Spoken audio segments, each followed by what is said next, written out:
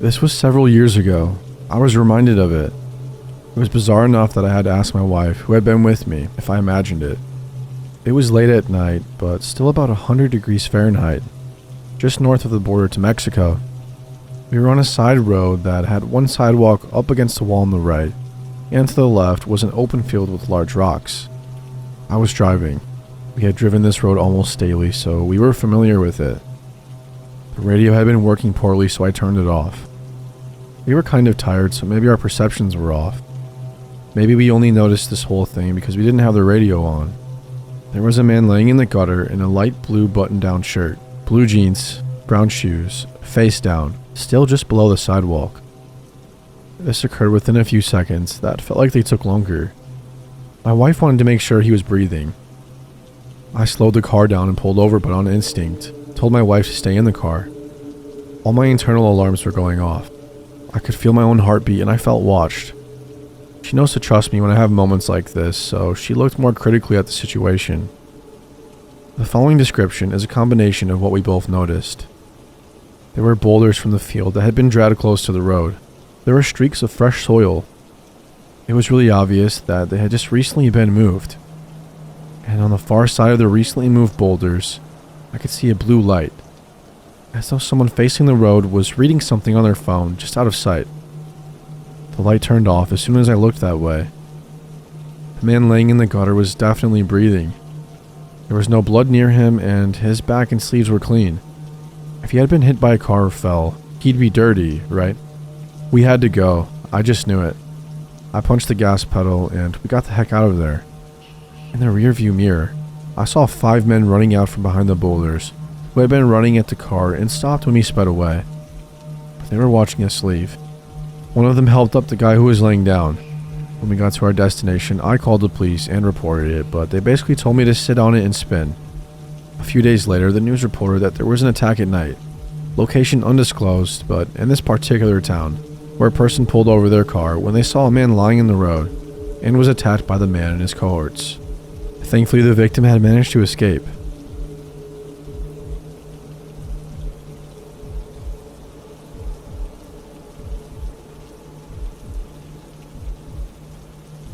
I was a pretty and relatively smart 15-year-old girl. A good kid who did well in school despite a tough childhood. I was working at an amusement park full-time during the summer. The area I lived in could be sketchy, but having grown up with little to no adult supervision, I was used to trying to look out for myself. My father was out of town, mother was long out of the picture, and my sister, 3 years older, and myself were staying at our home alone. I finished work at 11 p.m. when the park closed, and walked home by myself as I usually did. It wasn't far, perhaps 10 minutes. I arrived home. My sister was still out somewhere, and I got ready for bed, putting my pajamas on and crawled into bed. I was starting to fall asleep, but I heard a small noise. I didn't know what it was, but it didn't seem like a usual house noise. My bedroom was on the second floor, with stairs leading up. I didn't hear anything after that noise. Didn't investigate. Just chalked it up to be nothing. I started to fall back asleep when I heard what sounded like hesitant footsteps on the stairs. I was instantly awake, but in my mind, it was my sister coming home and climbing the stairs where her bedroom was. Still in bed, I yelled out, "Wendy! Wendy, is that you?" I heard nothing back.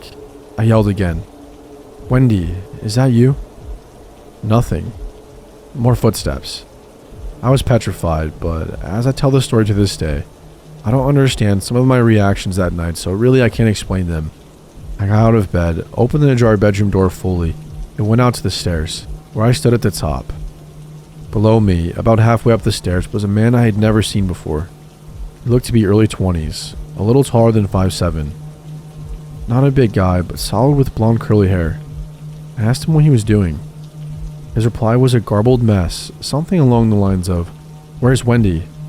From his manner and wild-eyed look, he seemed like he may have been doing drugs. He had followed me home from the park and was asking "Where's Wendy?" in response to my calling out for her. For some reason, I got very angry, not just scared, and I started screaming at him to get out, and that I was going to call my father and Wendy, and he needed to just get out. To my surprise, he did. He turned around, ran back down the stairs, and I didn't see where he went after that. But it turns out, he really left. I have no idea how he got in, but he was definitely there for me. That's why he followed me. Not trying to rob me. He was looking to assault me and who knows what else. I think the only reason he left was because he had no idea where my sister Wendy was. Thought she was in the house, and it was an added complication to him getting caught. I was so shaken. I stayed up the rest of the night, and I didn't call the cops. Didn't call a friend. The only person I told was my sister the next day. I don't know why. I just sat in a rocking chair, clutching my cat and rocking and crying, staying awake till the next morning. My sister never did come home that night. She stayed at a friend's and came home the next day. This happened 35 years ago. I haven't told anyone beside my sister this story till now.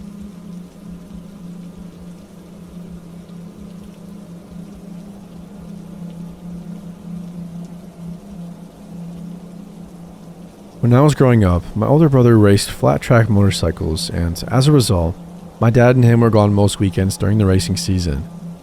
Sometimes my mom, my younger sister, and myself would tag along, but my mom was never really into it, so she would keep my sister and me home most of the time and plan fun things for us girls to do during the weekend. This incident happened on one of the weekends where we stayed home back in 1987. So I was 10 and my sister was 8. My mom took us out to eat McDonald's, we went to the mall, and then we came home to play Monopoly and watch cable.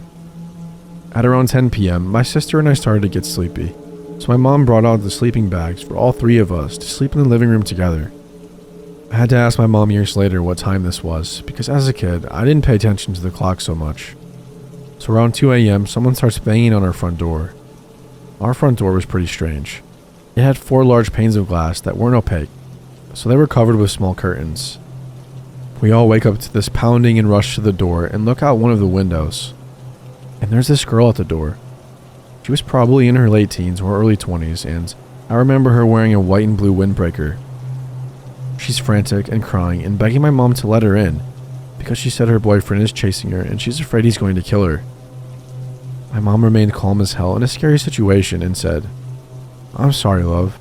I can't let you in because I've got 2 young children with me, and I can't risk your boyfriend harming them if he gets in.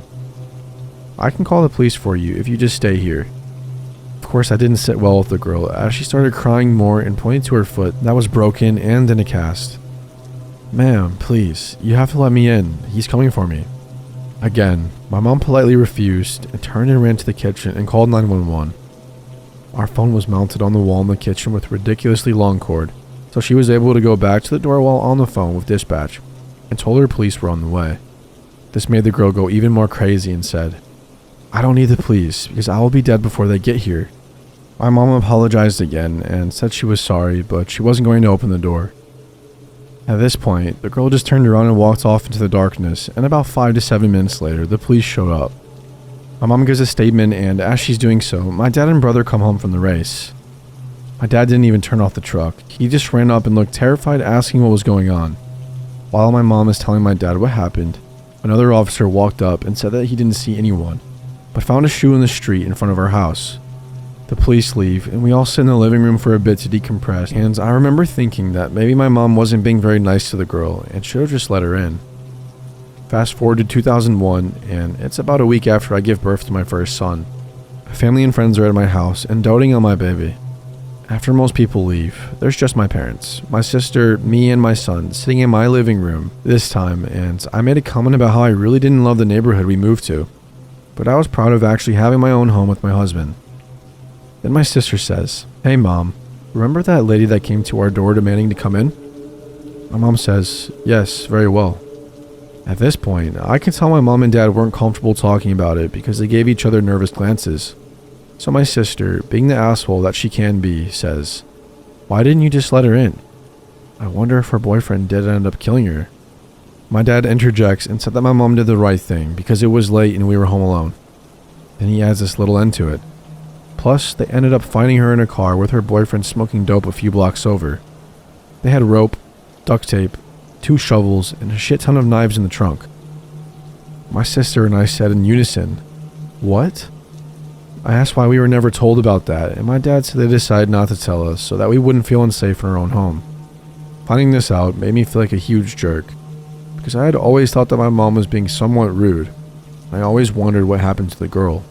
Now I know my mom most likely prevented a home invasion with her tough but right decision to deny this girl entry into our home. Learning about that sent chills down my spine. Even writing it down now gives me goosebumps.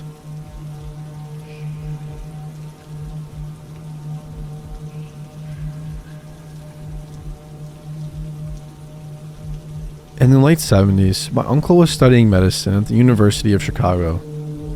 After a morning class, he decided that he would hitchhike back home to Lincoln Park on the north side instead of paying for a taxi. A man drove up in a Plymouth Satellite and offered my uncle a ride. The man looked normal and seemed friendly, lighthearted even. So my uncle got in the car and they started driving towards Lakeshore Drive. However, once they got there, the man drove south on Lakeshore instead of north, towards Lincoln Park. My uncle told the man that he was going the wrong way and to turn around and head north. The man looked at my uncle, put his hand on his knee, and said, "No, son, you are coming with me," and smiled darkly at him. My uncle froze in panic, and when they hit traffic near the South Shore, he quickly unlocked the passenger door and ran away without looking back. A year or two later, on a cold December day, my uncle was having coffee in a cafe with my future aunt when he caught something on the TV that made his blood run cold. He saw the man that had picked him up from school that day the year before. He had been arrested for the suspected assault and killing of over 20 young men and boys. The man on television was John Wayne Gacy, and he had removed the door handle off the passenger side door to prevent the men he picked up from escaping.